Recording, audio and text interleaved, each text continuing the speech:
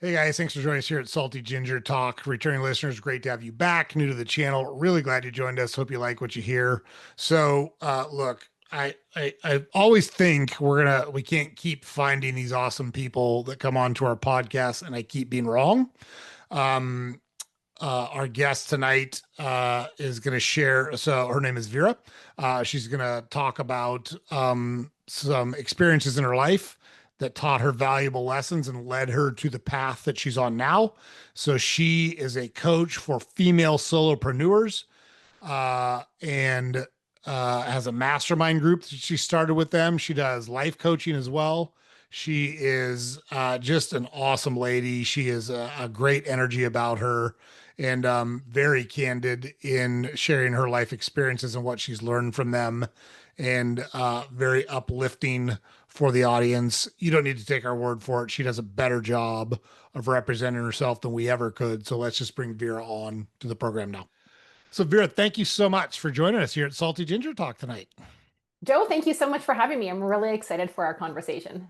Me too. We had a great conversation a couple of months ago, and we've both been out kind of enjoying the summer and living our lives. But I've been really looking forward to this because I think your story and the business that you've built for yourself and the people that you help through that business, there's a lot of teachable stuff and learnable stuff for our audience. And I'm really excited for you to share that with them. With that said, one of the first things we actually ask guests to do is kind of give a broad overview of their life. Some people start at childhood, some people start when they leave high school and kind of talk about how they made their way through the adult world. And then we do a broad overview of that. And then we go back and do kind of a deep dive on the critical points or the points that really made a difference to you. So we can kind of have a conversation about those. And then we'll wind up talking about all the awesome stuff you're doing now through your business. So, with that, the floor is yours. Okay, well, awesome. Okay, well, I'm not going to start from birth, I don't think, Joe. That was a long time ago, so we won't go that far. I will say that I am the oldest of five kids. So I think, and I'm saying that because I think that that does play a role in how I grew up and some of my thinking, and also, led me to where I am today. There's for all of the oldest children out there, I think you can relate that there's a lot of responsibility put on oldest siblings, good and bad. And we can talk about that a little bit later, but I think it definitely impacted me from a point of who I became later on in my life. So I grew up in Calgary, Alberta, Canada. I'm Ukrainian, so I'm second generation. So my first language was actually Ukrainian. So I didn't know any English going into kindergarten. So my mom taught me sort of the basics. I don't really remember that. This is just kind of what was passed on to me. But I do remember going into kindergarten and feeling really small and not really feeling like I belonged in that group of children, but nevertheless made it through elementary, junior high, and high school. I think I had a really good childhood. I mean, lots of playing around outside, spending time with family and our grandparents who lived in another city, and we did lots of camps and things like that. So overall, I think was really, really happy and just a really good childhood. When I was in, I would have been, I guess, my second year of university, maybe my first year of university. So I was turning 21. My sister that was next to me in age passed away. Mm. So I'm mentioning that because that's another really big kind of inflection point in my life where something happened that was really tragic and sad and completely shifted the course of our family's life and the course of my life and how I think about things. And, that obviously impacted me really deeply and really shifted the trajectory of a lot of different things in terms of who I became later on because of that. So that was something that was very traumatic, obviously, that happened, pretty early on in my young adulthood. Made my way through university. I really, I really followed the societal and my parental kind of programming around you go to school and then you finish high school and you go to university and you pick something and then you get a job and you work that job for however long, and then you retire and you become this contributing member of society. And somewhere in between there, you get married and have kids. So I was really on that in this mindset of this is what I need to be doing.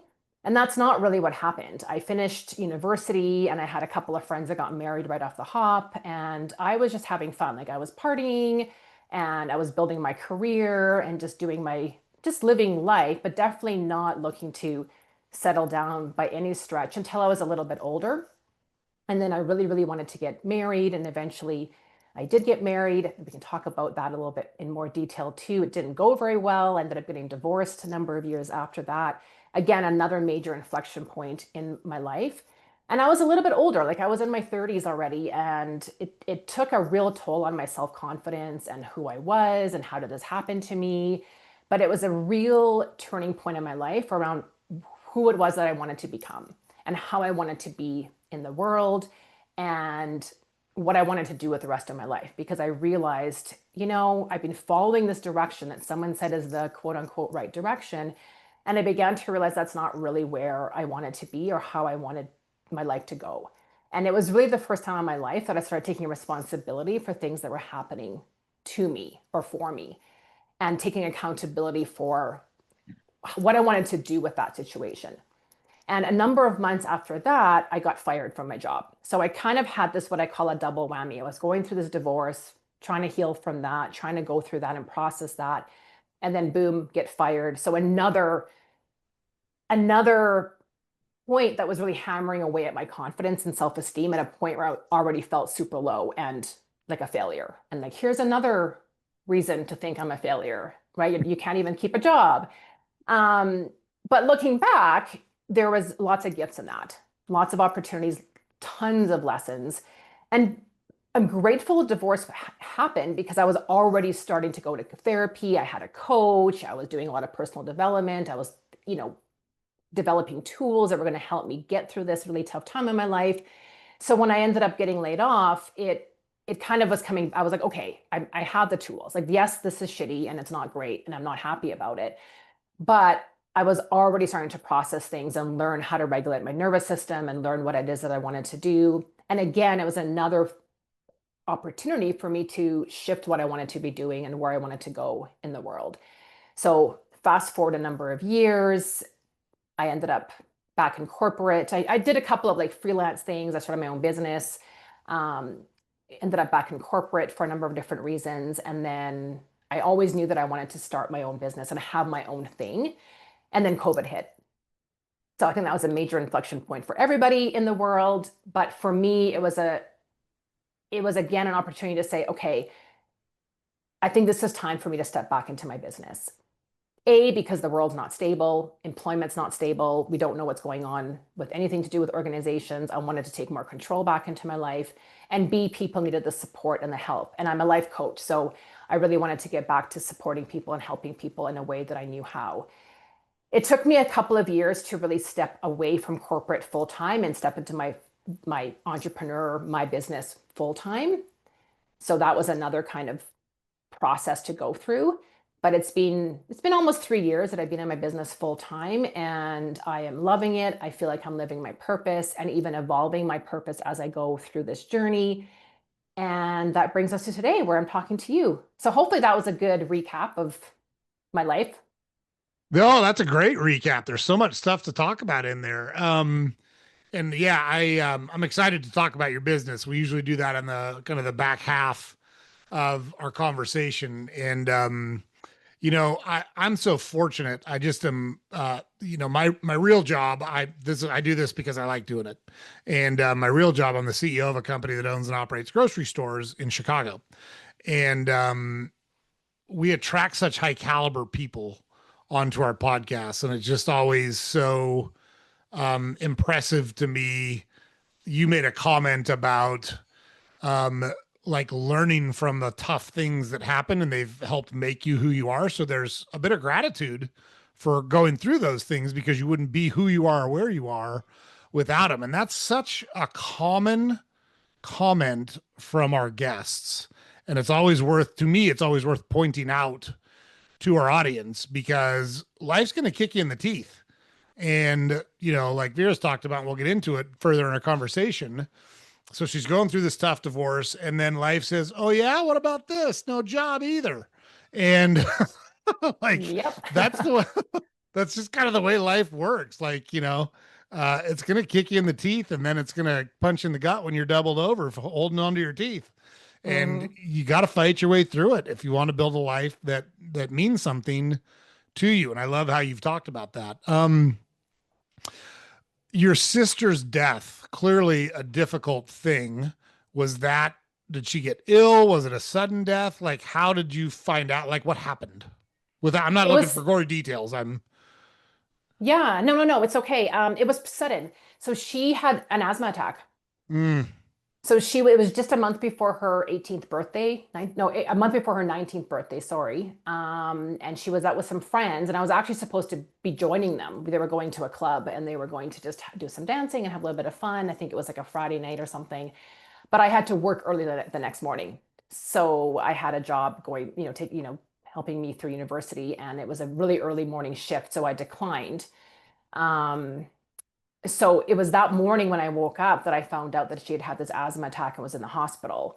And my parents had obviously were notified, with the ambulance and had gone to be in the hospital. So I did actually end up working my shift, which looking back was kind of weird. But I also think my parents were maybe protecting me a little bit from what was actually going on. And mm, I think also when something like that happens, you kind of shift into a bit of denial. Like you have this optimism or this hope that things are going to be okay. Like she's young, she's in the hospital, like the doctors can save her. Um, Hello?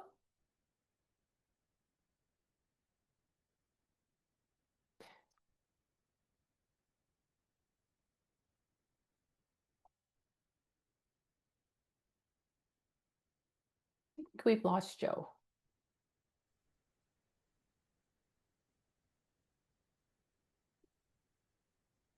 I am so sorry, Vera. I don't know what happened there. All of a sudden, you're just gone. Yeah, all of a sudden you were gone. I was like, oh, hello? Oh, Joe's gone. Okay. Oh, talk about terrible timing. I feel terrible. I was right in the middle of talking about your sister's death.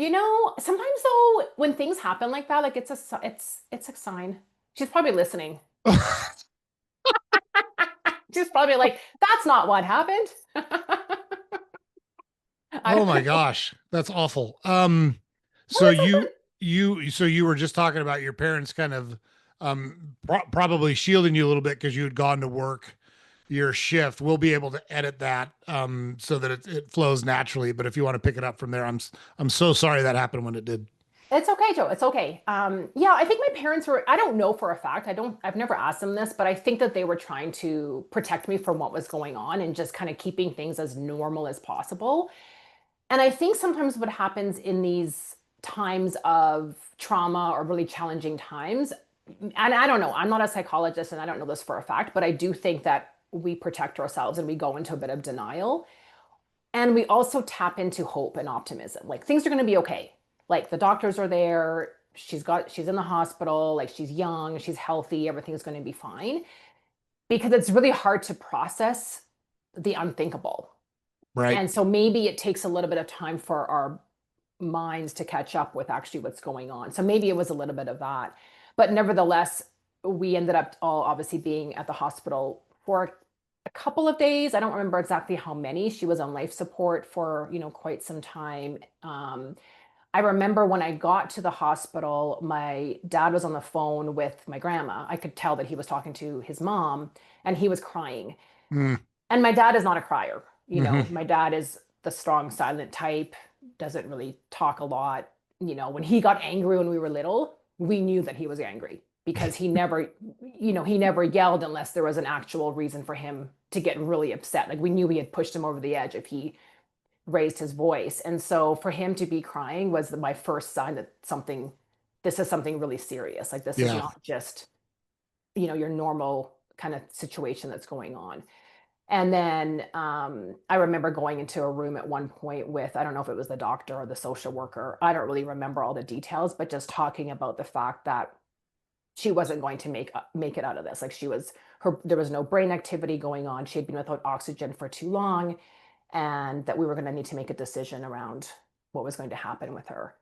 And my sister was actually in university taking genetics, so she wanted to do something with genetics. So we had talked about donating your body, your organs to science or for research. So I knew that that's what she wanted to do. So I do remember saying that in that meeting, that she would have wanted this. She would have wanted her whatever parts of her body could be used. And now it's always challenging, because when you are without oxygen for a long period of time, they actually can't use a lot of the organs because they're oxygen deprived.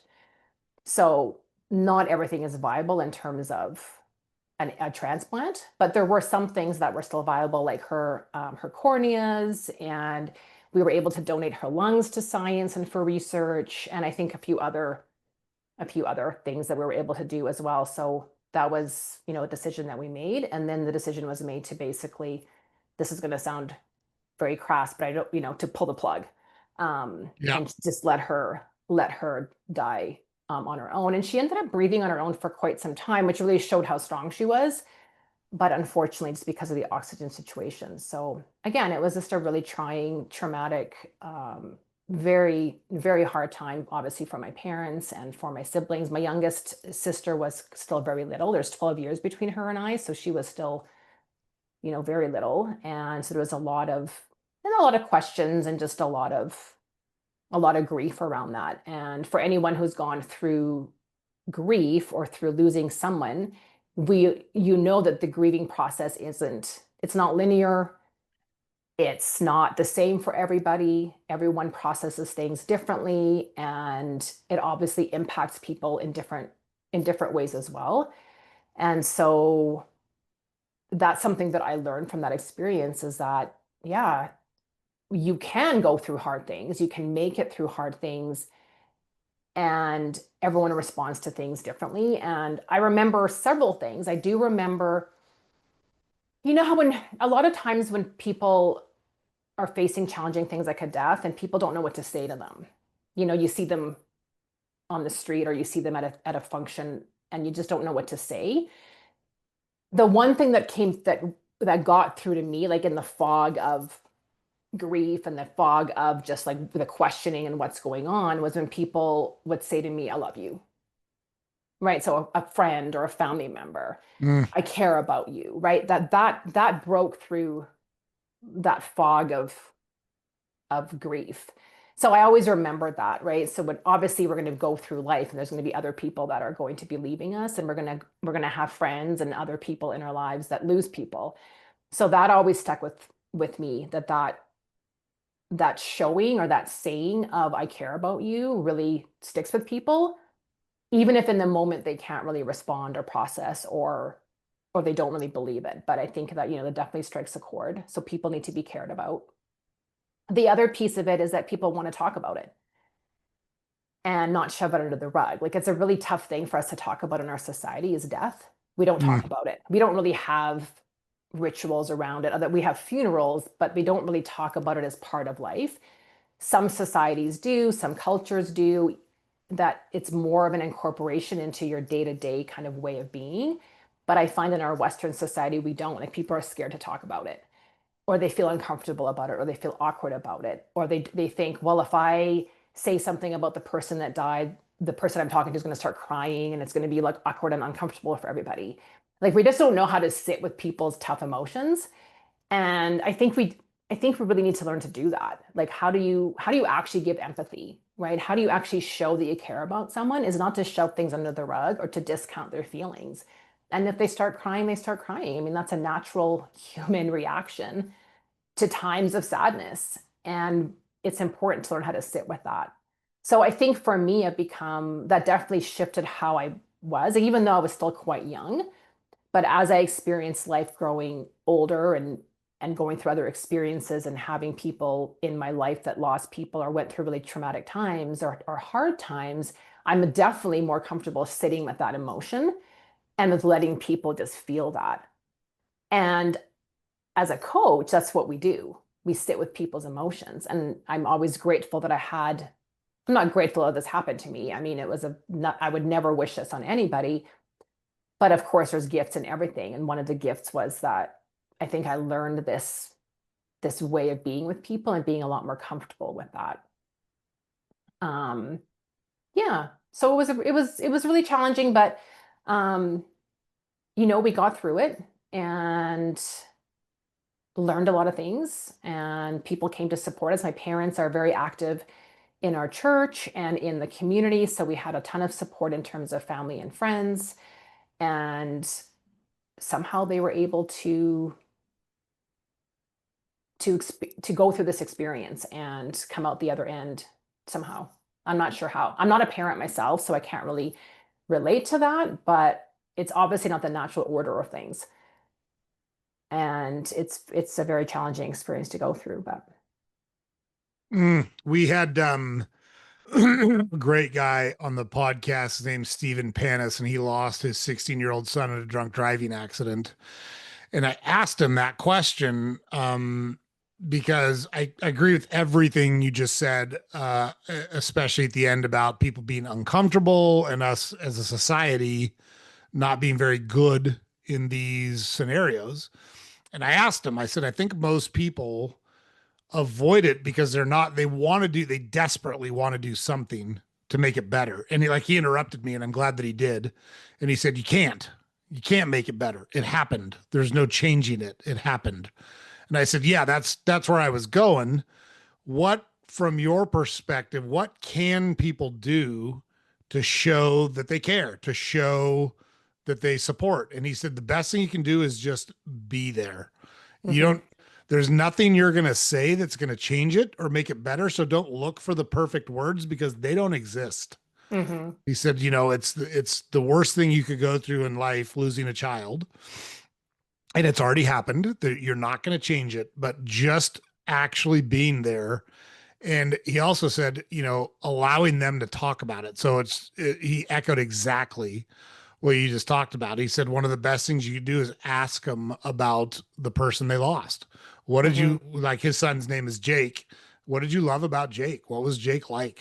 Tell me a good mhm, Jake story. Those kind of things. And you're right, it makes people uncomfortable. But like if you want to, like if you actually want to be a good friend and it's not about you and it's about helping the other person, you got to do those. Like that's when it matters. That's when the chips are down and the stakes are high, and you got to show mhm. up. You just got to show up. Like it's that basic to show up.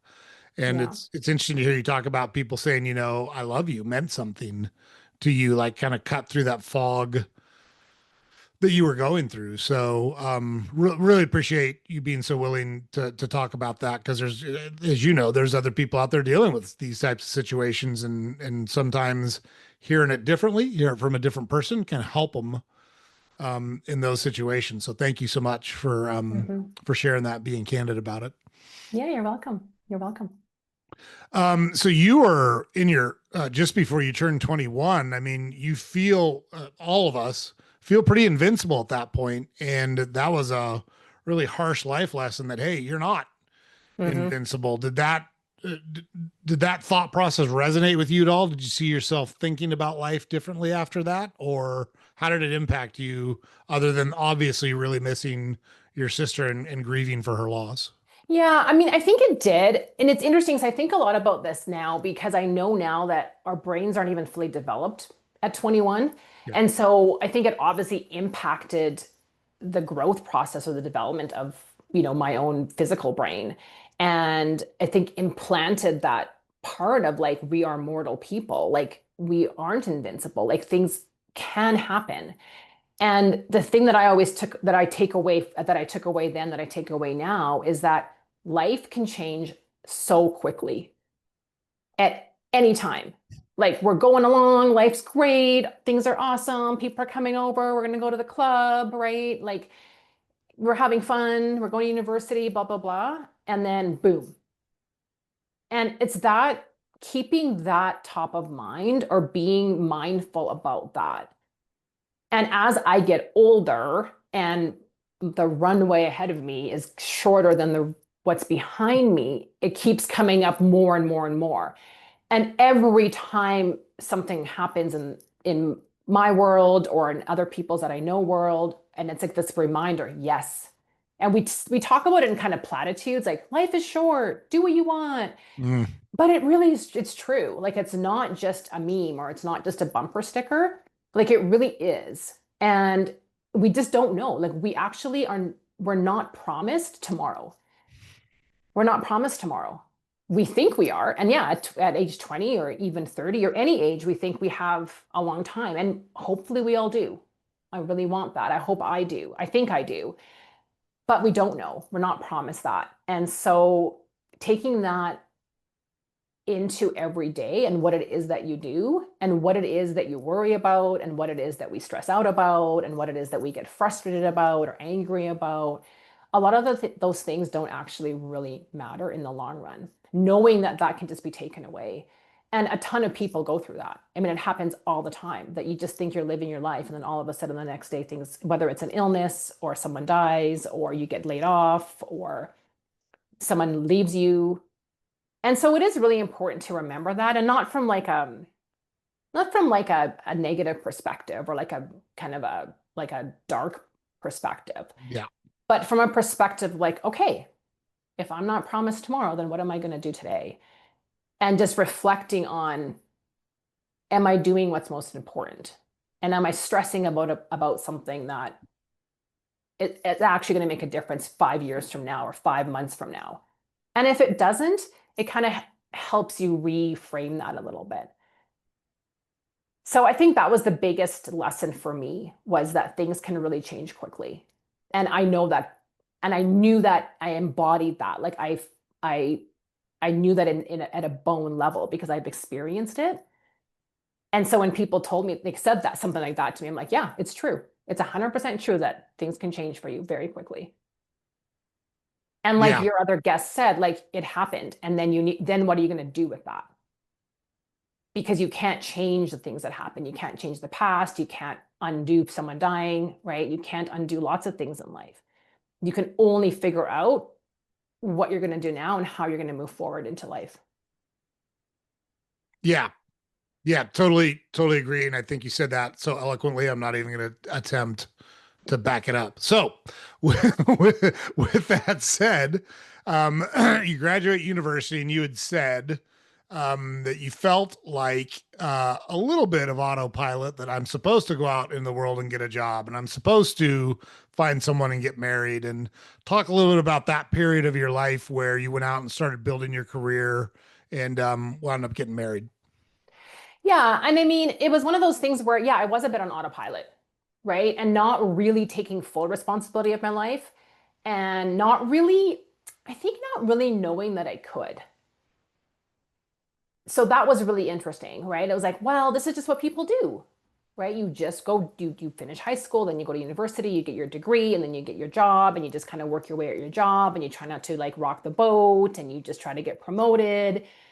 And that's not, at some point, I realized that's not really how it works. Like I did end up getting laid off from a job kind of around, eventually pretty early on in my career as well. And I was like, wait a minute, like I finished university right when a recession was starting. So it was one of those things where it's like, I need a job. So it was like any job. And so I kind of like just ended up in this job. And it was great. It was a good job. It was a fun job. It was great people. I actually really loved what I did.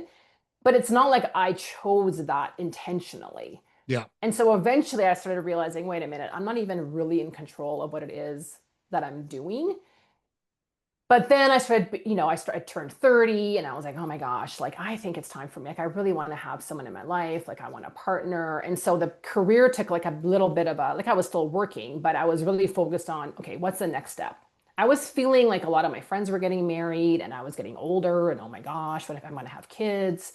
I really want to get married. So that became more of my sole focus. Okay, now I just want to get married.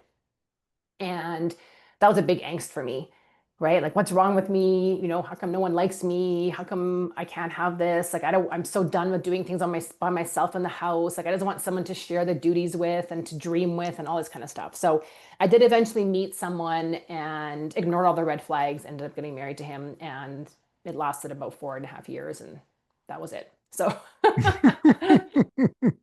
again, What? another lesson.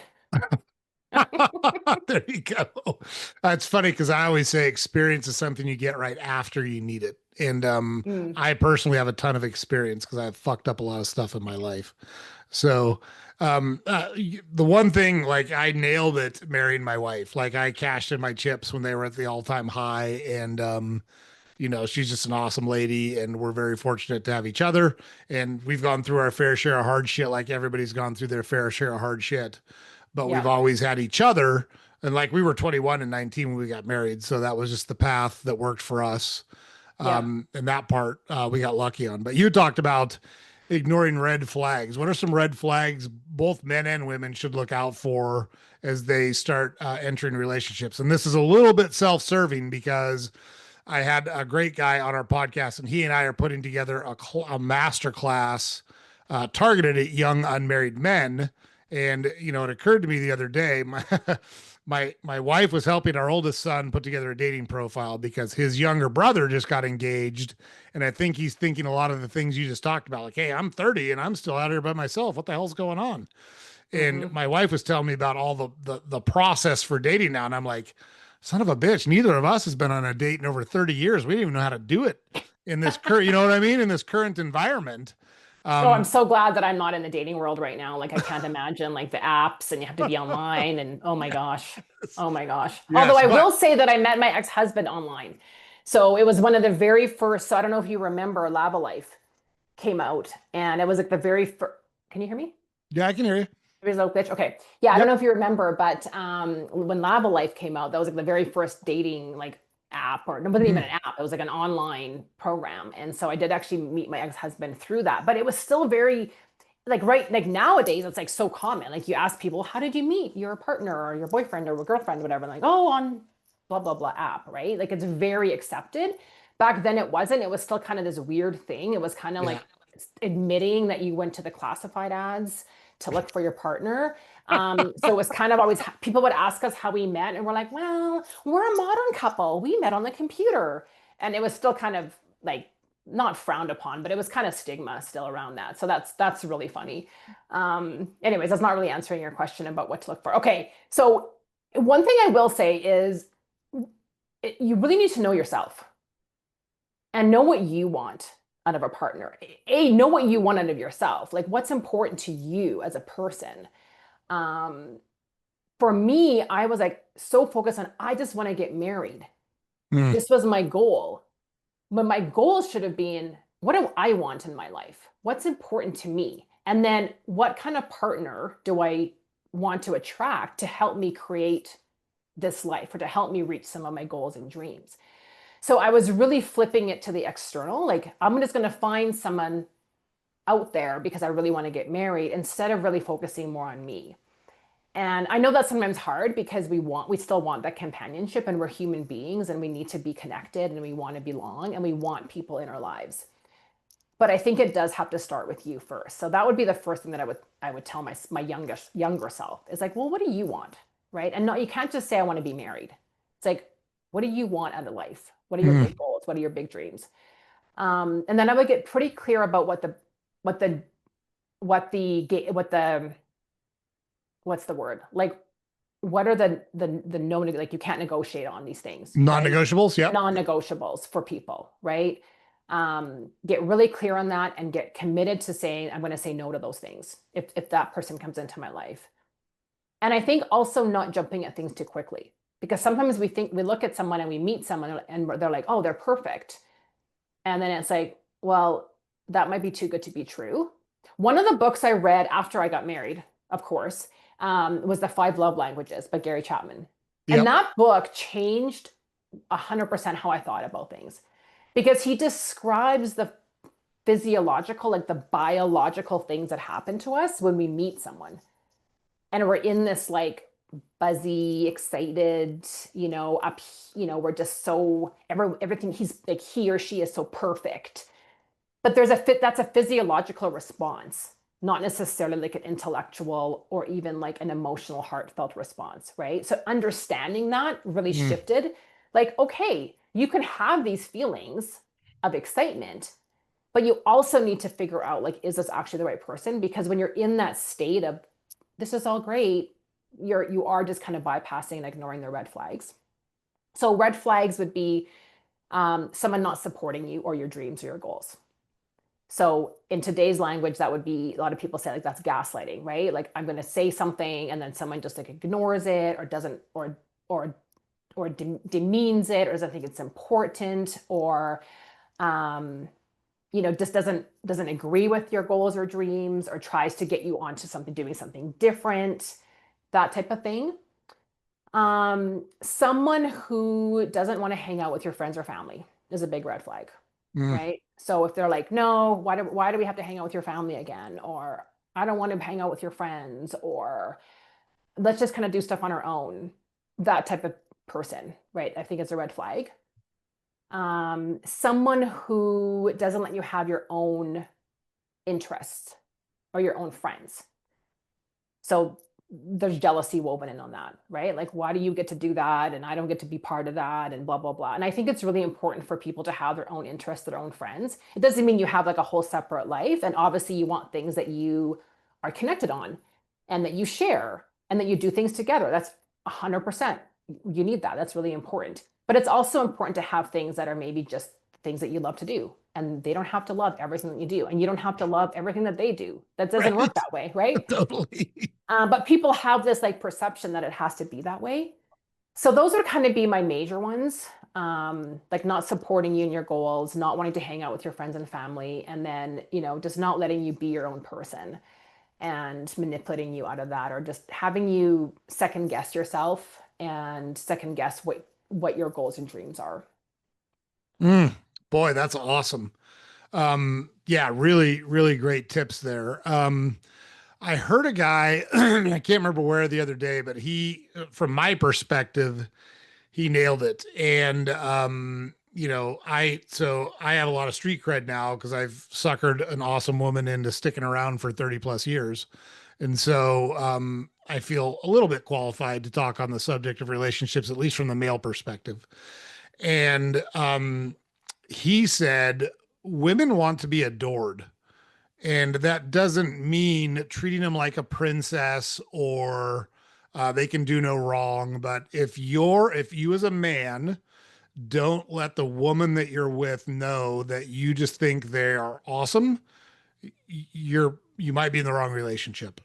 And like that, again, it doesn't mean not pointing out when things are wrong, not talking about things that need to be talked about. But if you don't genuinely care about that person, like you don't really want good things for them, then you got to take a hard look at the relationship you're in. And men want to be respected.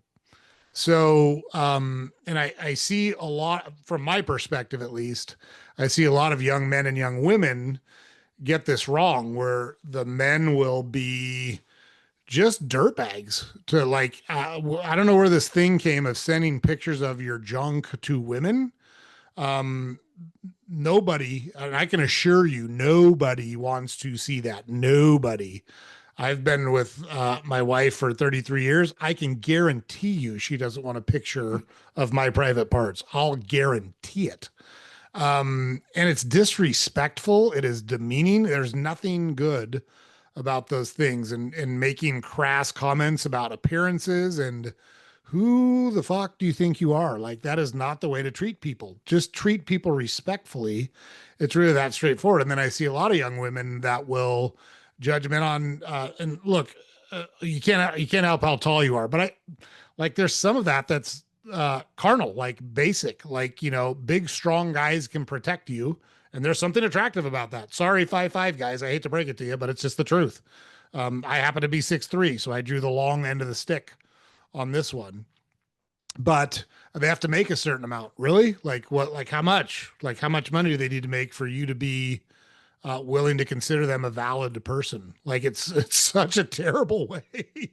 Well, I think respect has to work both ways, though. Yes, totally And I agree. think that's a key thing. Like if you don't respect the person that you are with or dating and you don't feel the respect back, it's not going to go. It's not going to go. But back to kind of what you were saying about, women and men, I think this is where the self-esteem and confidence needs to come in. And that's where I was Totally. talking about knowing what you want. Like you need to know yourself because otherwise you will be manipulated or you will be gaslit or you will be influenced, not in a good way, by the other person to do something that isn't really what you want to be doing. And I think that's what's happening. And I don't think that our culture of social media and being online and having all these dating apps, like when I got back into dating a number of years after I was divorced. And I was like, well, I better go back to the dating scene. There was a lot more apps, obviously, by that point in time. And I remember one day, like, I was just like going through, like, scrolling through, like, no, no, no. But I would be, I found myself, I realized I was judging, oh, I don't like his hat. Oh, he looks weird in this picture. Swipe. And I was like, Vera, what kind of person? Like, you're starting to judge people based on this picture.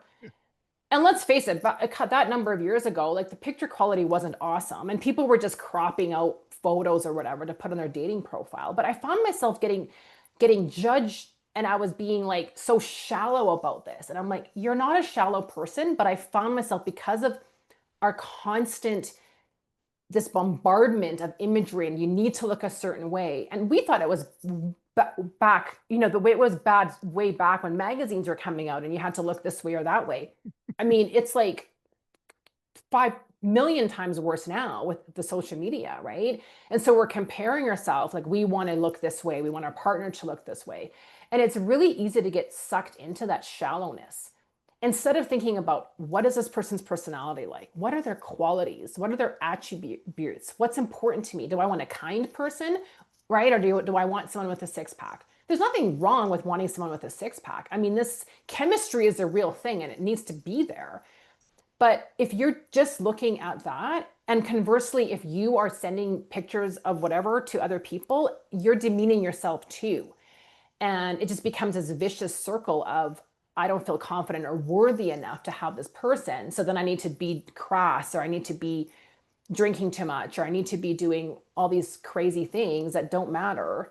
And we're just putting ourselves in this position, in situations that aren't ideal for anybody. And so I think it's really important to know yourself and to be really clear on that, and to somehow find a way to have self-esteem and confidence so that when that person comes and they're not nice to you, you can tell them to fuck off. That's right. Right. And you set the boundary. But so many people don't. I didn't, right? I was like, well, I really want to be married, and I'm just going to be willing to look like beyond this. I also thought, oh, he'll change, right? I can probably change. I'm like, once we're going to get married, yeah, you're laughing because it's like, that's crazy talk. You can't change anybody, right? Just because you think this is where you are. So yeah, I think you really need to know yourself, and and when I was, actively dating before I met my now partner, I actually did really reflect on what I wanted in a partner, and not, there was physical things on there, but most of the list was qualities, attributes, characteristics. Like, what did I actually want this person to be, right? I wanted them to support me. I wanted them to see me as a person and really respect me as a person and want the best of me, like what you were saying. And I wanted that to be back at him too. So it is really important to get really clear on what it is that you want in a partner. And then don't let, like, just all the nonsense that's going on right now get to you, which I know is really hard, especially when you're a young person, because it's really hard to get away from the social media stuff. Yeah, for sure. Yeah. So let me just be clear. There are physical attributes that matter. I totally get it. My wife is a fucking knockout, and I'm really happy that she's a fucking knockout. It's not why I've been with her for 33 years, but it's sure why I talked to her the first night I met her. There's no two ways about it, by the way.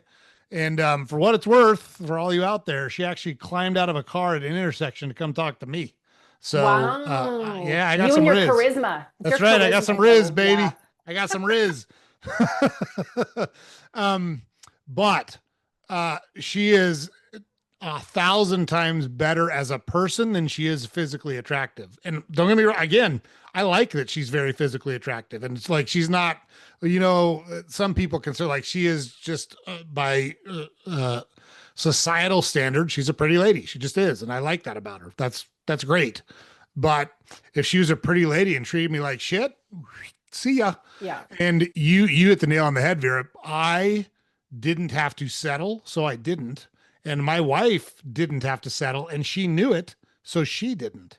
Mm-hmm. And I think the most important thing is to be who you are, and the right people will find you if you're genuinely who you are. And I couldn't agree with you more that there's so many people that try to present a certain way to society, and it's a fool's errand, because that facade is going to drop. It made me chuckle when you said, that's why I laughed when you said he will change. This isn't a very popular take, but I know that I'm right. I think a lot of women are responsible for letting bad relationships get too far because they think, oh, I can change them. And like men are morons. We're always morons. We're morons. And we've never done anything to demonstrate that we're going to quit being morons. And yet, for some reason, a lot of women expect us to stop being morons. We're morons. Like we're wired It just that way. depends what your moron's about. Like if you're just kind of That's like, right. That's if you exactly just right. scatter your clothes all over the place and don't pick up, okay, or you don't know how to, load the dishwasher properly, okay, that's one thing, right? Right. But if it's like you're a nasty person or you don't treat others nicely or Yes. you want to be, manipulative or controlling or whatever, that's a whole other level. And I think you really need to draw the line. Again, you should like what are the non-negotiables, right? Yep. Yep, I think that's totally right. Just made me chuckle because it's Yeah. not very popular when I tell people that, but I know that I'm right. Men are typically problem solvers and are much less concerned about aesthetics. So from our perspective, if we think we've solved the problem, we think we're right. We could be totally Mm-hmm. wrong, but you're not going to convince us of that because we're Mm-hmm. idiots. Like we think we've Mm-hmm. solved the problem. That's how we are. I think another kind of like, let's call it a green flag, I guess, is, someone that is willing to learn Yeah. and who wants to genuinely better themselves. Yeah. Not from a place of like something's wrong with me, but just, hey, I want to learn about myself. I want to grow. I want to develop as a person, and I want to do it with you, right? If you're in a situation where you're dating or in a relationship, like let's do this together, and let's see where this can go. And we're constantly like understanding that we are constantly evolving as human beings, and I think that that's a great green flag, like someone who's going to say, you know what, like I'm not perfect, but I really want to change this thing about myself. Will you help me through that? So someone who's humble and also confident, right? But someone who knows that they still need to be doing some inner work or some other things in their life that they want to change. Yeah, I think that's right. That's terribly important. At least to both of us. Like we didn't want to just stay where we were. We wanted to build a life and we wanted to build it together. And we were willing to, the other thing too is at the core, I genuinely care about my wife. She's an awesome person. I want good things for her. And Mm-hmm. she genuinely cares about me. She thinks I'm an awesome person and she wants good things for me. Mm-hmm. And like, if you don't have that reciprocal, it has to be reciprocal. If it's not there, you got to think long and hard about what you're doing. Like, it's Yeah. not like that, I think is the base Yeah. that it's all built off of. And look, I've done a lot of stupid stuff and she's given me a lot of grace over the years for all the stupid shit that I've done. But loyalty is terribly important to both of us. Like, Mm-hmm. if we don't do, I always say, you will never hear about me winding up in like some type of Three's Company scenario where it looks like something improper is going on, but it's really all just a big misunderstanding because I avoid those situations like the plague. Mm-hmm. And I expect the same from who I'm with. And my wife is not a philanderer or a flirt or seeking male attention either. And Mm-hmm. like, I know that's a non-negotiable for me. I'm terribly loyal. I'm willing, not only willing, I want to be loyal to one person, but Mm-hmm. you've got to be loyal back. Like, if it's not reciprocal, fuck that. No thanks. Yeah. I think it's really great what you're doing with your colleague in terms of, these marriage or dating Mm, lessons, because kind of back to the death experience and how we are in society, we're also not taught how to pick partners. mm, Like, unless, even if you had a really strong role model in your parents, I don't, my experience has been my parents didn't really teach me how to pick a partner. I mean, I just knew what their marriage looked like. And again, it's not right or wrong or good or bad. There was obviously good and obviously bad in their marriage, but we're not really taught to do that either. And I've heard a couple of times in the past little while that people say that picking your partner, your life partner, is one of the most important decisions you'll make in your life. But as a 20-year-old, we're not taught that. As a 30-year-old, no one told me that. And so you just think, well, this is how I feel. I feel like this is going to be fine, right? I love this person, right? I have the little butterflies in my stomach and I really want to get married. And so it's going to be good. We don't think about it so seriously. Like, this is a big decision. It impacts your whole entire life. And no Yeah. one goes into marriage thinking it's going to end. Like, I certainly didn't. But I also didn't go into it thinking this is a big decision. Am I actually thinking this through logically and intellectually and emotionally and spiritually? Like, there was no process around that. So maybe if we had more of what you're talking about, just kind of like an actual like reflection around it, maybe that would give people like a bit of a pause before they just jump into it. Because it's easy nowadays. It's also easy to it's easy to leave and get divorced, right? It's like you're in, you're out, you can make, it's kind of this mentality of, well, if it doesn't work out, I'll just get divorced. And I'm not saying to stay in a situation that's not great. Like I'm not suggesting that at Yeah. all. Yeah. But I do think we have a bit of a mentality that, well, it's just easy enough just to leave if things don't work out. Well, and like, you don't know, things are going to go, sometimes things are going to be tough. They're not going to be easy sometimes. Like Yeah. we were very young when we got married. We were 21 and 19 when we got married. And Yeah. we had our first son 2 weeks before our first anniversary. So she got pregnant 3 months after we got Wow. married. So we went right from being kids to being adults with a family. That's just how we did things. And it worked really well for us. So, but it wasn't Yep. all rainbows and unicorns. At one point, before we had our third son, so my wife, for the first part of our marriage, handled all of our finances because that was really important to her. And I didn't give a shit. I still don't give a shit. I'm just good at it. So I do it. But I come home one day from work and there's nobody there. And there's a stack of papers on our dining room table. And like she was always there when I got home from work. Like it was odd for her not to be there. Or if she was going to be gone, she would say, "Hey, I'm going to go do X, Y, or Z, so I won't be home until late." Fine, whatever. I knew what was going on. So I'm like, "Did she fucking leave me? What the hell is going on here?" And we'd been married. I don't know. The kids were pretty young. We couldn't have been married more than 5, 6 years at that point.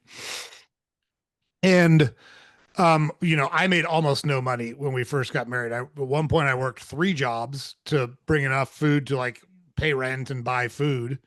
And then I got promoted at one, so I cut it down to two. And then I finally made enough where we could just eke by on the one job that I had at that point in our life. Well, she didn't want to tell me that, oh, we can't afford X, Y, or Z. So she would buy it. And then we wound up with some credit card debt. She hadn't told me about it. And so got it, like shit happens. But she was really upset about it and thought I was going to be really mad at her. And so she kind of left all of the bills in a pile on our table and then waited for me to come home and see it. And she wrote me a note. "I'm terribly sorry. I haven't been honest with you, blah, blah, blah." And this was right after cell phones had first become mainstream. Back in the 80s, there was the rich guy that had the military cell phone or the car phone, but nobody else had them. And so this would have been, mid to late 90s. And I called her and I'm like, "Hey, where are you at?" And she's in tears. She's like, "I'm at the park with the kids. I feel terrible." She goes, "Are you mad?" I said, "No, I'm hungry. Do you think you could come home so we could have some dinner?" And like we're like, "It's just money. We'll figure it out. Big fucking deal." So we owe some people some money. We'll figure out how to pay it back. No big deal. Mm-hmm. And so I said, "I know how to fix this. Like it's not going to be fun, but if you want me to do it, I need to do it my way. And I'm fine doing it. If you want to figure it out, fine by me. You're a smart person. You'll figure it out." But she turned it over to me. And so I started, I went out and got a different credit card, transferred everything over to that. So at least it wasn't accruing interest. And then anything that was left, I paid off the smallest one all at once and got rid of it and kind of Yeah. kept knocking out that way. And I told her, "Look, this isn't going to be fun. There's going to be no money around for a while. So you need to be prepared for that. Like this is going to suck." And she likes to shop, but not spend money. But like she was responsible for running a household with 2 kids in it on almost no money. So you got to buy clothes, you got to buy food, you got to pay for school activities, all that stuff's got to get done. Fortunately, I don't spend money on anything at all except golf and my wife. That's the only 2 things I spend money on. And so I said, I'm going to tell you how much money you have discretionary for the week, every week. And it's going to be that way for months while we dig out of this. And she said, "Fine, I just want this gone." So like there'd be weeks I'd say, "You have $10.31 that you can spend on whatever you want. Otherwise, everything's accounted for. You have $11.58 to spend." Like I had it down to the penny. And Mm. in 18 months, we'd paid off all that and our car because we just kind of kept going after it was done. my point to my very long-winded story here though is when things are hard, you have to work through it together. And you can't say, "Oh, you're so stupid. I told you so. How could you do this?" Like if Yeah. your first instinct isn't, "Hey, we'll figure it out," I think you might have to look at the relationship because you might not be with the right person. If you want to blame them or run from it, then I don't know. Like that just feels like a red flag to me. Oh yeah, 100%. I mean, you have to be committed to the relationship and things will go like there will be hard times. There's no question about it. I mean, we've talked about a bunch of different hard times, right? And other things happen all the time. And it's not like relationships aren't like marriages or relationships aren't easy. Like Yeah. they take work and they take a commitment and they take intention and they take time. And we can't take them for granted. And I think that's what happens a lot. I know that's what happened to me is I don't think we had that solid foundation of we really both want this and we're committed to each other and we're going to make it through the thick and the thin because you need that because things when as soon as things get tough, well, you're just not going to be able to make it through. So yeah, 100% you need to know that you can rely on the other person and that you're on each other's teams and that you'll do whatever it takes to get through this. And it's not Yeah. easy. It's not Yeah. easy. And Yeah. I think some people think that it is. Like I think my ex-husband thought, well, why would I put work into our relationship? Like we're here, everything should just be easy because we love each other. But that's not how it works. Like if you want something to work, I don't care what it is, your health, your business, your career, your relationship, you actually need to focus on it and be intentional about it and grow it and put stuff into it. Like it's not enough to just have it and get it. It doesn't go anywhere otherwise. And so I think that's a big misconception too, that it takes work. And people think about the word work as being hard. Like it doesn't mean that putting time into a relationship has to be hard. It's still, but it's just work. You still have to be intentional about it and do it. And you need to make a commitment. And some days you don't really feel like it and you still have to do it, right? Totally. Like this is the way it goes. You just have to do it. Yes. You committed to it and you have to make a decision that you're committed to and you're going to do what it takes to make it work. That's Yes. like anything in life. That's like anything in life, but for sure relationships, right? Yeah. But I think that's a perfect segue to kind of pivot towards your your entrepreneurial venture that you've got going now. So you recognize that the marriage isn't the right fit and it's time to go. And at the same time, you end up getting canned. Mm-hmm. Yep. Talk a little about that fun time and what sent you down the path that you're on now. Yeah, that was really fun. Not. But you know what? People go through it. And it's funny because I do a little bit of career transition coaching now, and I can really empathize with people. Like when they say, "Hey, I got laid off," I'm like, "Yeah, I get it." Right? I mean, it does throw you for a loop, especially, and I was blindsided. Like I had no idea this was going to happen. But you know what's really funny? Because God or the universe gives you what you ask for and what you need. I'd been at this company for about 7 years or so, and I was like starting to get bored. And I'm like, I think I need to do something different. And so I was trying to have conversations with some of the higher ups around like what else could I do in the company? You know, I'm kind of maybe looking for a change, blah, blah, blah. And about 3 or 4 weeks after that, I got fired. So I was like, and they were like, this has nothing to do with the conversations you've been having. I'm like, well, that's bullshit, but whatever. Um, but I was completely blindsided and it was like a movie. So I like all I remember is kind of the first part of it, like we're terminating your employment, that kind of language, whatever they said HR wise. And then I just heard nothing. Mm, And then I was escorted to my office and given a brown box, like you see in the movies. And then yep. someone watched me as I packed up all my stuff. And then they walked me out to the parking lot to my car to make sure I left and didn't like do anything detrimental to myself or anybody else. Right. So it was really surreal and very humiliating because people, you know, that people are talking about you and this is embarrassing and why me and didn't wasn't I doing a good enough job, like all of those things, like it really impacts her confidence and self-esteem.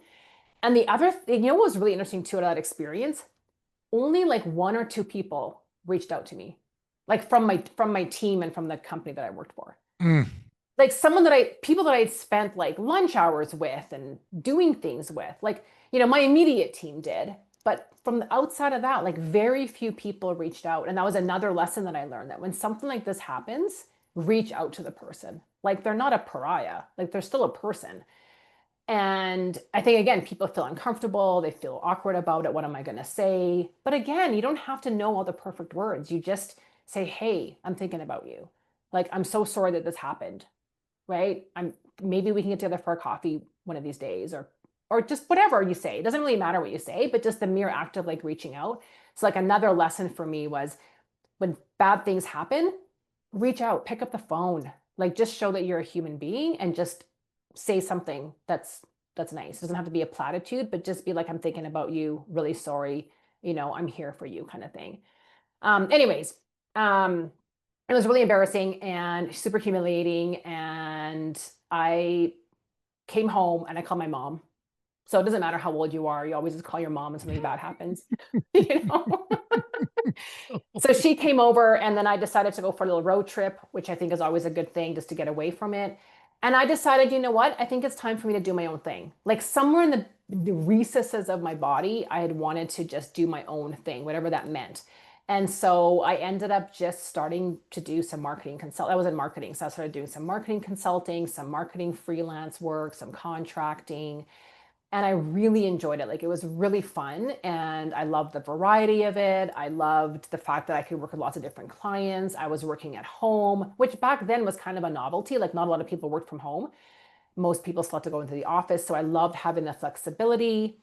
And then I ended up getting a long-term contract with an organization. And during that time, I wasn't doing any business development. So I was just kind of working for this company, doing my project that I was hired to do.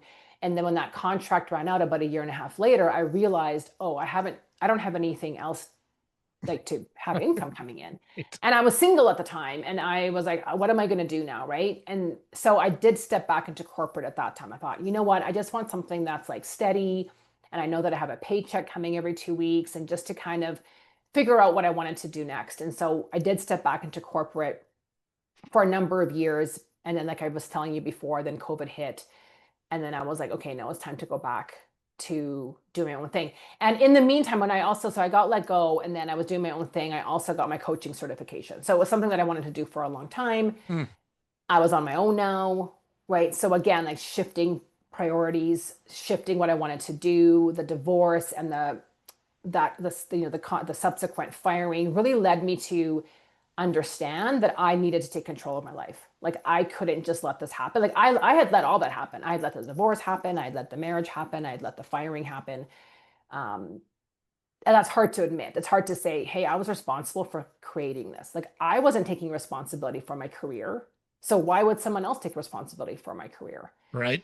Like I was starting to ask questions, but I was still like, well, I'm still getting paid every 2 weeks. So I'm not going to quit because this is great. Right. And then the universe is like, no, you need to go. Like you're asking to do something different and better. So I'm just going to show you the way. And it's not going to be the way that you necessarily would have picked for yourself. So I was really learning, okay, I need to take a responsibility for myself. What is it that I really want to be doing?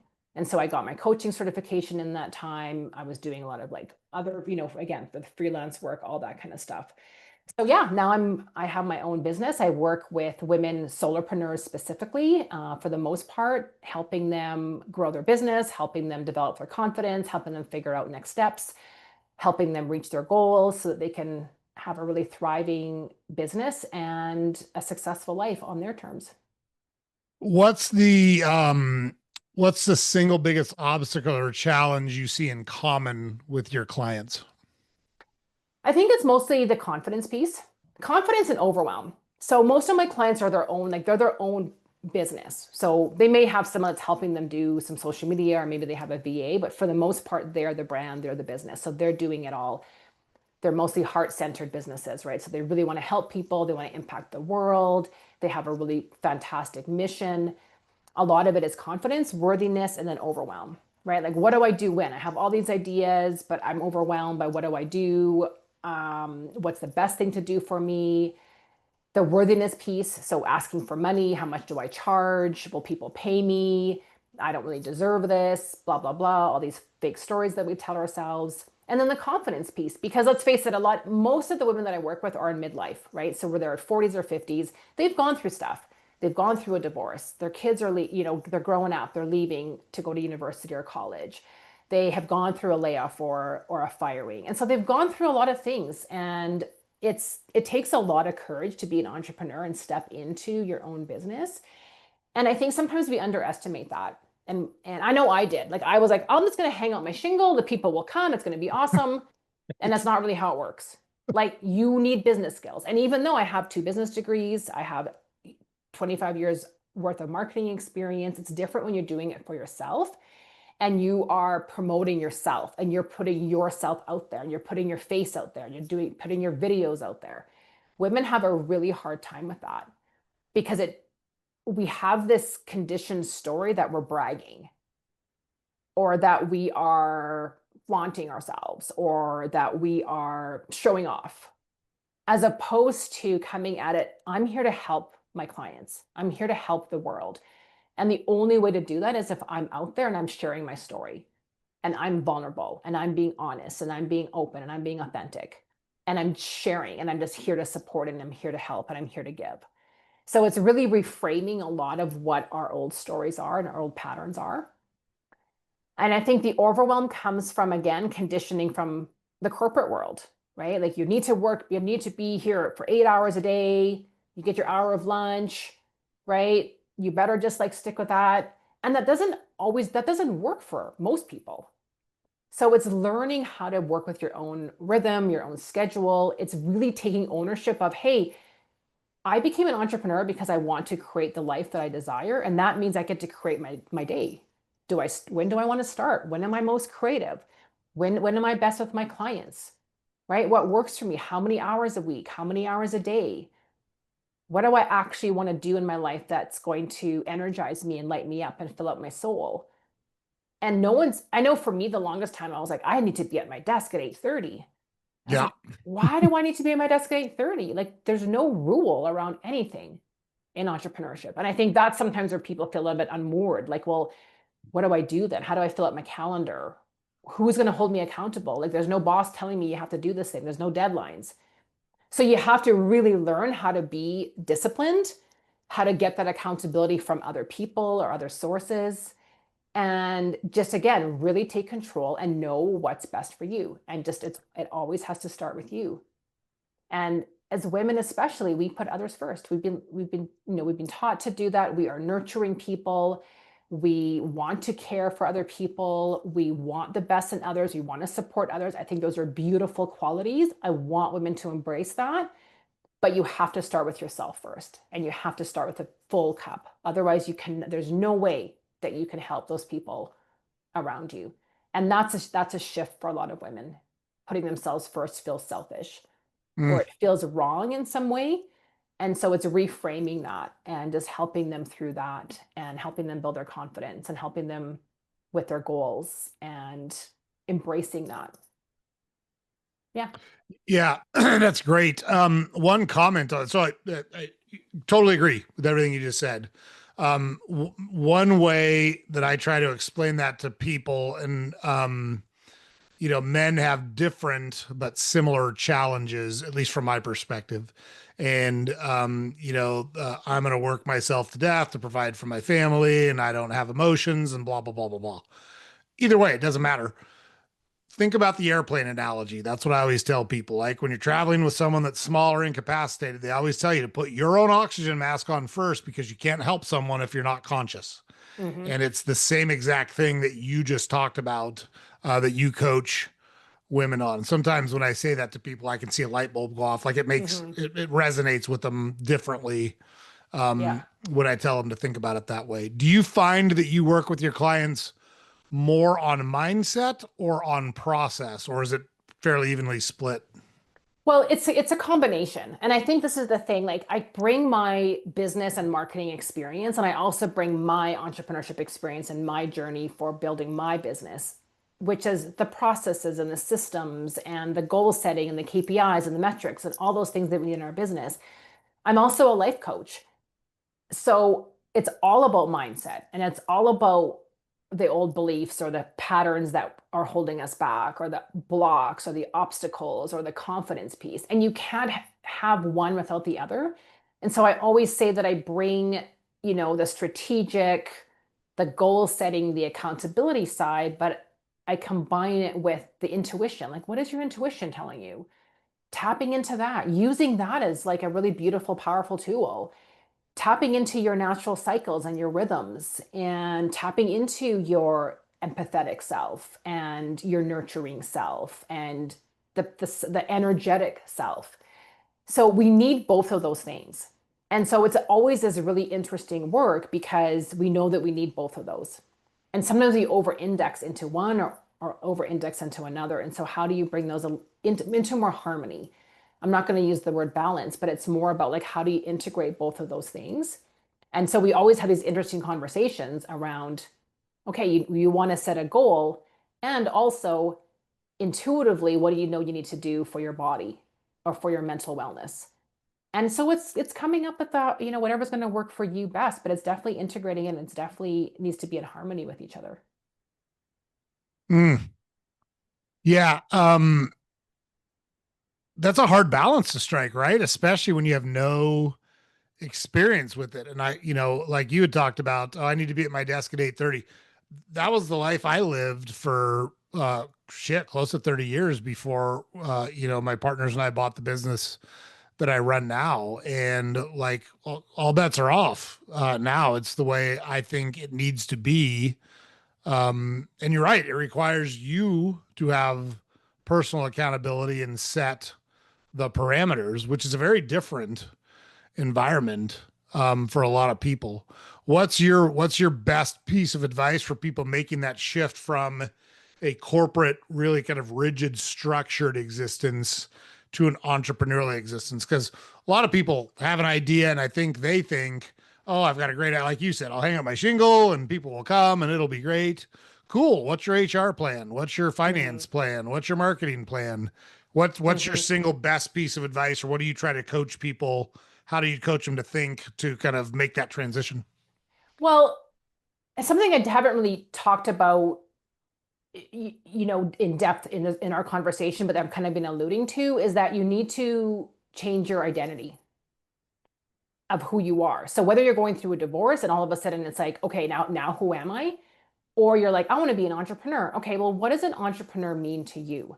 Hmm. Because it's not the same person that does the 9 to 5 job. Like it's a whole other identity.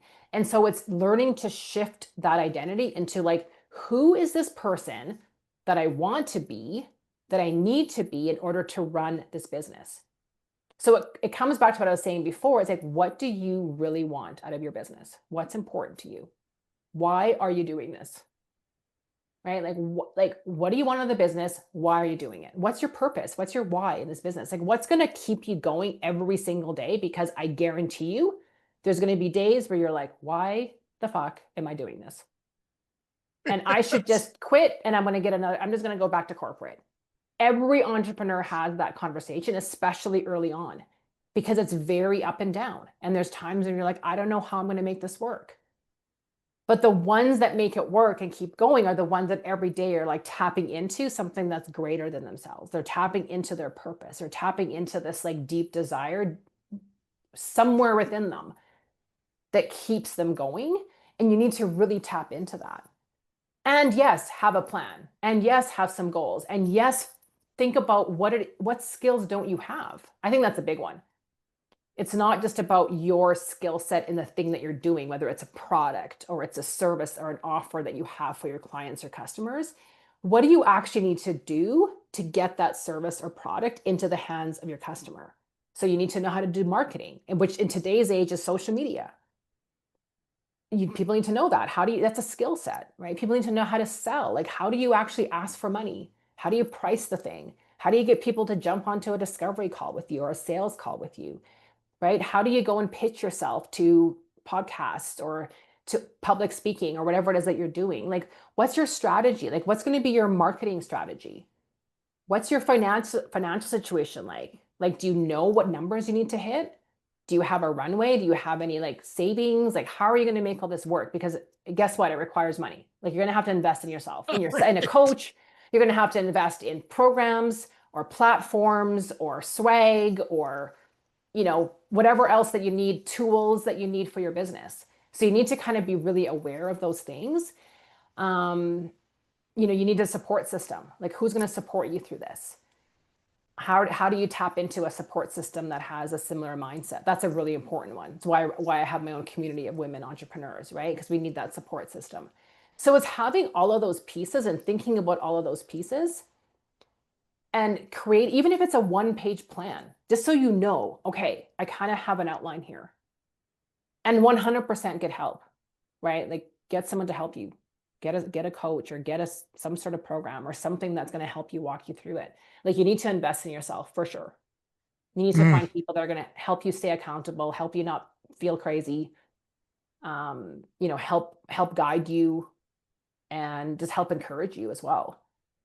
But it's definitely it's the identity piece. Like what do I want to create in my business, in my life, and who do I want to create? Who do I want to create as me? Like what is me? What does this new me look like as I step into this new world? Because it's a totally different world. Like it's very different, and it's an awesome world. It's a fantastic world, but it's different, and we need to just look at it that way. It's not the same. Yeah, the identity piece. I had a friend where when we lived in a different place, he said it better than anyone I've ever heard. He was a really good long distance runner. He qualified for the Boston Marathon on time. Like he'd run a marathon in under 3 hours. I mean, he was a really good long distance runner. And I said, "You're a good runner, huh, Joe?" His name happened to be Joe as well. And he said, "Well, no, I used to be. I don't run anymore." And I'm like, "Really?" And he said, "Yeah." He said, "So the minute you start running, you're a runner. Mm, And the minute you stop running, you're not a runner anymore."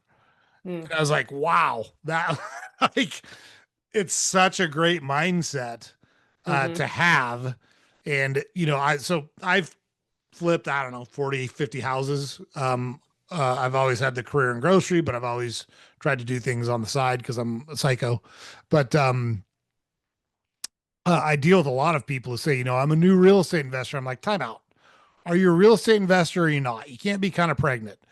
Do you right. own investment real estate? Yes or no? Well, yes. Then you're a real estate investor. The Yeah. amount of time you've been doing it is not relevant information to convey to people. And Yeah. you got to think about yourself as a real estate investor if you're going to do this right. You need to own it. That's right. You That's exactly 100% need right. to own it. And it took me a while. Like I had a friend who's an entrepreneur and we went to a networking event together like a long time ago. And kind of in the middle of it, she goes, you know what, Vera, like you need to just, when you talk to people, what is it you do? You need to just say like, I'm an entrepreneur too. And I was like, yeah, I do need to just own that and just say that. But sometimes saying that word can be a little bit intimidating or scary, or like we have this like imposter syndrome, like, but I'm not really an entrepreneur, like, right? This kind of bullshit. And yeah, you just really need to own it. Just own what you do, own who you help. It doesn't matter how long. If you're doing it, you're doing it. And just take control of it. And it can be awkward or uncomfortable, or it may sound phony to you at first, but you need to just keep saying it and just keep believing it. Otherwise you're just not going to make it work, right? So yeah, it is. But the identity shift, it's interesting. It's a bit of a process.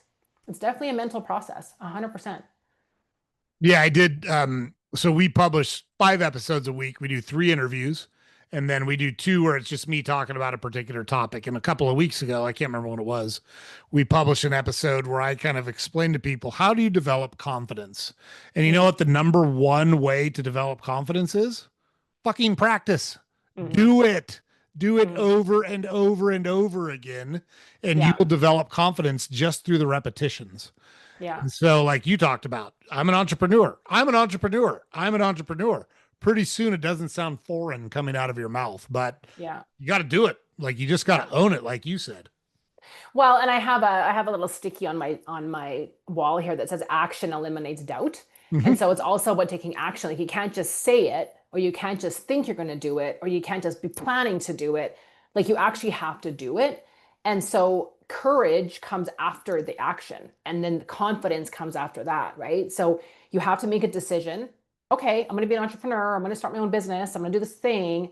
And then I'm going to take the action required. And it doesn't matter if you're scared or not, because guess what? You'll be scared. That doesn't go away, by the way. And I listen to a lot of podcasts, and a lot of people that are very successful entrepreneurs, and they'll say that, like that fear and the doubt, it stays with you. Like you can't eliminate it from your life. You can quiet it down. You can learn to deal with it. You can learn to have it be there with you, but it doesn't go away. So that's not the objective. The objective is to overcome it with the things that you're doing that are building the confidence. So the confidence will eventually kind of quiet down those voices. But the only way to actually do that is to do it. There's no other way. You just have to do it. There's no one else will do it for you. Yeah, So taking action. that's exactly right. I went through college on a baseball scholarship, and so I was fortunate that I played at a pretty high level, and so it wasn't uncommon to play in front of thousands of people. And I'd been playing since I was 3 years old. I literally had millions of repetitions. With that said, when you're out and the lights are on and there's thousands of people screaming at you, and it's the critical point of the game, your heart rate is elevated. Your adrenaline is flowing. You're dead if that's not happening, even though I had millions of repetitions.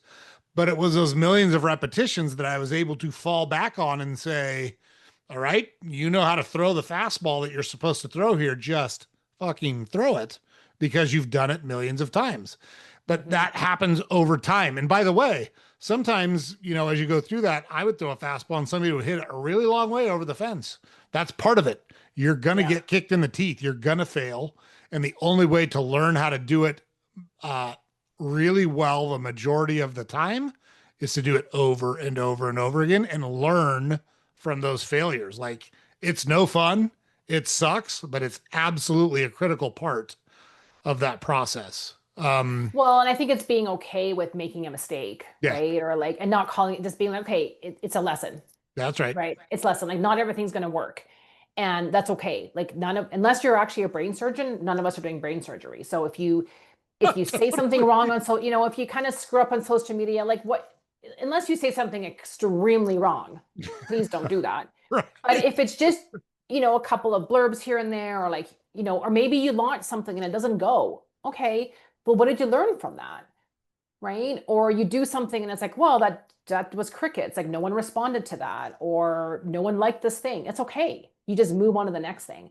Like I say all the time that entrepreneurship is a big experiment. Everything you do is a big experiment. Like, I don't know if this Instagram reel is going to go have engagement. It might not, but it's okay.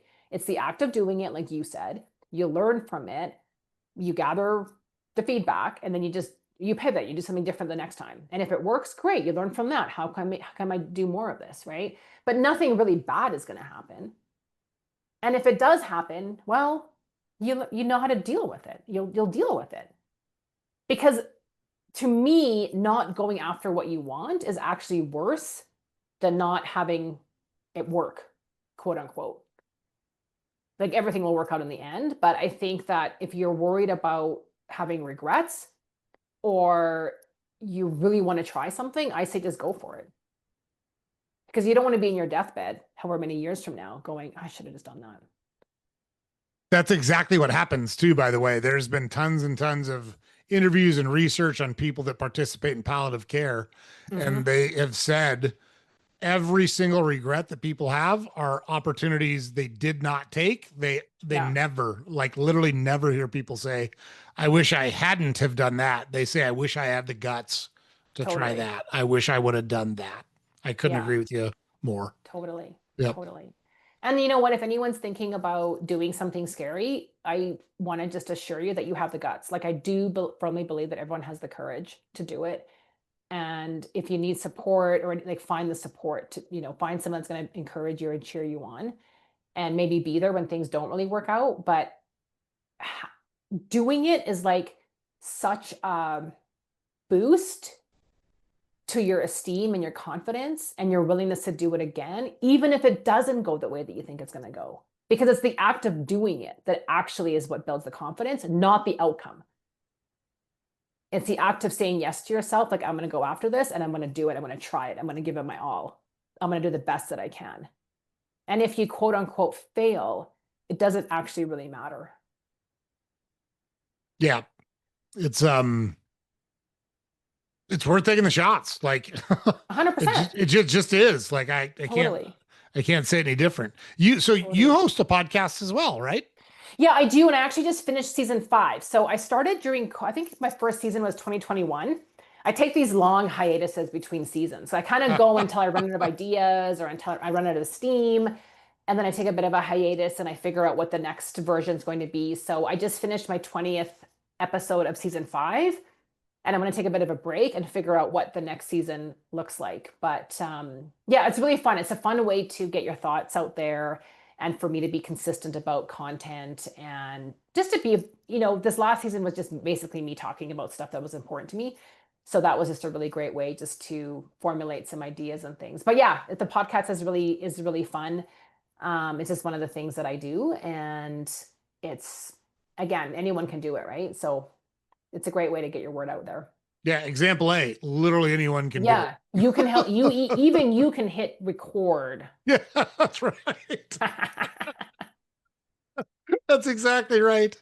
Oh my goodness, that's funny. Um, so do you work with people?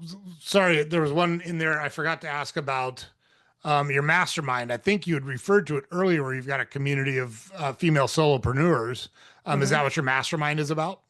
Yeah, so I have a couple of different options. So I started this community pretty early on in my business journey because I wanted a support group. So Mm. it was really funny because I'm in my office, right? I'm talking to my dog. She's cute, but she's not really helpful. And I was feeling a little bit crazy. And so I said to my coach one day, I'm like, I think I just want a support group. I wish there was a support group for women entrepreneurs. And we kind of laughed about it. And then I said it again the next week. And then I think the third time I said it to her, I'm like, wait a minute, I'm just going to start my own group, right? Like, obviously, I need a support group. So I'm going to start a support group. That's what we do as entrepreneurs. We just start things. And I invited a couple of women that I know that are solopreneurs. And I said, can we just meet for coffee? I don't want this to be a social thing. Like, I'm feeling a little bit crazy right now. And I just want to get some bearing around me from other women that are going through this as well. I just want to make sure that I'm on the right path. Is this normal to feel this way? Whatever. Like, let's just kind of shoot the shit around business. And that's what we did. It was awesome. And then we met the next month, and then we kind of just started meeting, and more women started coming. And so at the end of last year, I was like, you know what? There's something to this. There's more women coming. I'm structuring it a little bit more formally because I want it to be really valuable for people. And so I turned it into a membership-based community that's very intentional about bringing women together to work on their businesses. So it's not a networking event. We come together. We usually do a bit of a power workshop around a business skill or something to do with our businesses. There's usually time to do some personal reflection around your business or your goals or something to do with your life. And then we break out into smaller groups, maybe 3 or 4, depending on the number of people at the session. And then we do a bit of a mastermind there. So everyone gets, say, 10 minutes to talk about something that they're challenged with or that they want an opinion on, or maybe they want some help brainstorming ideas about something. It could be anything. Like, I've had women who are launching a new program and they just want to run it by someone, or they're looking to have a tough conversation with a customer and they want to have Mm. some advice around that. Or it could be anything. Because when I look at any room that I walk into, men or women, or mixed, it's like I think about, wow, there's like so much wisdom in this room. Yep. So if I could just tap into even just a little bit of this wisdom, imagine how much better I'm going to be in my business or in my life. And that's the idea behind it, is you show up as you are. So if you're having a bad day, that's okay. If you're having a great day, awesome. We're here to receive, we're here to give, we're here to share, we're here to encourage each other. And I think we really need that as women. We need that as men as well, but my focus is women. We really need Yeah. that as women to come together in community to share what's going on in our lives. And it's not just always about business. There's other things that are going on in our lives, shockingly enough, right? Like, there's kids, we're caring for parents, there's illnesses, there's other challenges going on in our lives that are impacting how we do our business, or they're impacting our energy. And so the fact that we can have some time to share and tap into that wisdom that's in the room, I think is so beneficial and so valuable. And the thing that makes my heart the happiest is that there is organically connections happening, friendships happening. Mm. There's situations where people are starting to get clients, out of those relationships. And not because I stand there and say you have to have your elevator pitch and share your business card and hopefully you get some clients. Like, my intention is to bring women together and connect them to each other and for them to get something out of it. But I love the fact that it's bubbling up into other things because I feel like this is part of my purpose is to bring women together in community. So my goal is to really grow this. We meet in person, by the way, which is really awesome. I think that there is a big need for that. Online is awesome. I do lots of online work as well. I do online workshops and things like that. I coach online mostly, but there's something about meeting in person that's just so different. We can give each other a hug and there's just a different energy in the room. And I just love that. Um, but yeah, I also have group coaching. I do some, weekly group masterminds that are really smaller in scale. So with just like, a few women so that we can really hold each other accountable and learn with each other and we can grow our businesses in a small community. And then obviously I do the one-on-one coaching as well.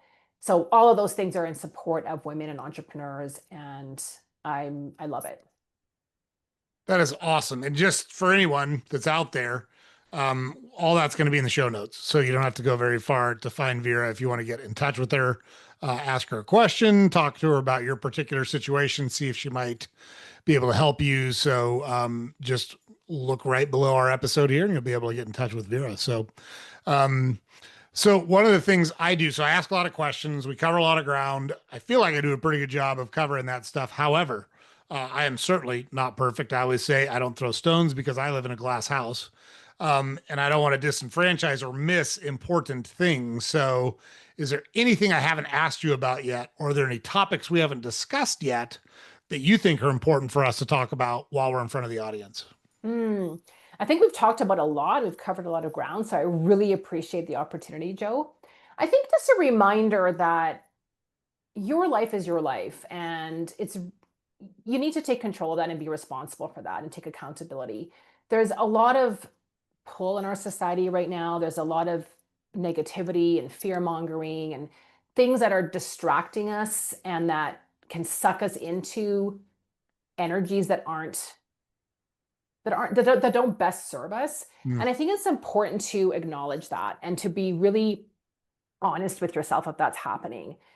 And a lot of times we just like to be distracted or numbed out by some of these distractions, whether it's Netflix or whether it's Instagram or whether it's whatever. And there's nothing wrong with those things in and of themselves. But I think we just over rely on them and then we get sucked into them. And I know for me, like if I get sucked into it, then all of a sudden I'm going down the comparison rabbit hole or I'm getting sucked into like things that are scaring me. And I choose not to be in that. Like I really want to live a positive, hopeful, uplifting life that inspires others. And it's really hard to do if you're not at that kind of energy vibration. So get really mindful about your environment, like who you surround yourself with. And that's not just people in person, it's also digitally. Like, what are you watching? Who are you listening to? It's why I love your podcast, Joe, because there's always so much inspiration and people have gone through hard times and they're willing to share that. And they're creating this positive impact by sharing their stories, by uplifting people. So there's so much of that we can choose to have in our ears versus the other thing. So for me, that's really important, just to be really mindful about who it is that you surround yourself with. I think it was Jim Rohn that said, you become the 5 people that you surround yourself with. And so being really intentional about that. Who do you want in your community? Who do you want in your family? We talked about that with relationships, like who do you want to be with from an intimate partner relationship? It goes for friends as well. It goes for digital people, like, again, online influencers, all that kind of stuff. And just do the thing. Like, do the thing. Like, nothing. I don't want anyone to regret lying on their deathbed that I should have done that, or, I wish I would have taken that chance. It's totally worth it. There's always a way out. There's always a solution. And there's always people that are going to support you and encourage you. So just go find those people. Like, find the people that are going to do that for you and just do it. Just have fun. I think that we need more light in the world. We need people who are energized, who know what they stand for, who support others, and who know how to fill their cup first so that they can then give back in the world. If you're feeling disenfranchised or if you're feeling disengaged, if you're feeling low energy, there's no way that you can start to help people in the community. And our world needs those ripple effects. Like if you can help your family and friends, and then they can help their family and friends, like imagine what kind of ripple effect we can have. And so for me, it always comes back to starting with you. Like, what do you want? What's important to you? What do you need to stay energized? What do you need to cut out of your life that drains you? Do that because the world needs you. Like the world needs your own special, unique light. And you have that. And people need that. So that's what I wanted to stand with. That was a bit long-winded, sorry. No, you shouldn't apologize for a word you just said. You nailed it. Couldn't agree with you more. The only thing I would add is if you are yourself and people don't like you, fuck them. Who cares? There's lots of people that will. Like it's that basic. Be who you are. The right people will find you and the right people will surround you. And I agree with Vera 100%. Those right people will give you energy. They will help you achieve and move towards what you want. And yeah, outstanding job, Vera. I couldn't have said it better myself. So thank you so much for coming on the podcast tonight. I truly enjoyed our conversation. Love your message, love your energy, and I really appreciate your willingness to share all of your experiences and your knowledge with our audience. It's super helpful. Well, thank you so much for the opportunity. This has been awesome. I love your energy as well. I love what you're doing, and I'm just really honored to be a guest on your show. So thank you so much, Joe. Yeah. Yeah. Really appreciate it. Appreciate the kind words. And we'll stay in touch. Maybe we'll do this a year down the road and see how things are going. That would be amazing. Thanks, Joe. I'd love it.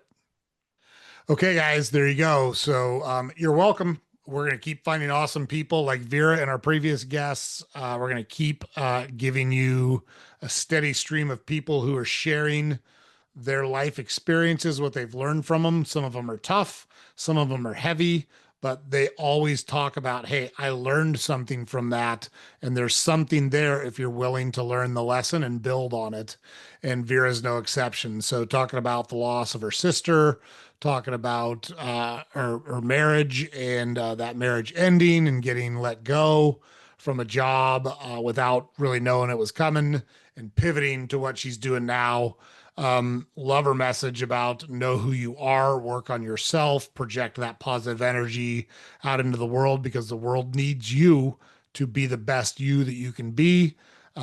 Just a great job by Vera. And like we talked about at the end there, we'll keep in touch with her and get her back onto the program and see how she's doing somewhere down the road. Just really, really appreciate her coming on and sharing all of her wisdom and all of her positive energy and all of her experience with the audience. So thank you, Vera. Great job. James puts it up every day. Head over to our website, saltygingertalk.com. All the podcast episodes are available there. Links to all the social media accounts are available there. We publish a newsletter every weekday. You can subscribe to there as well. Make sure you like, share, comment, subscribe to the podcast, whatever platform you consume it on. We find awesome people. They help you build the life that you want. They are super experienced, super knowledgeable, super energy that they bring to the podcast and are willing to share with you. You don't want to miss the next awesome person that we find and bring to you. Make sure you catch our next episode. We'll see you there.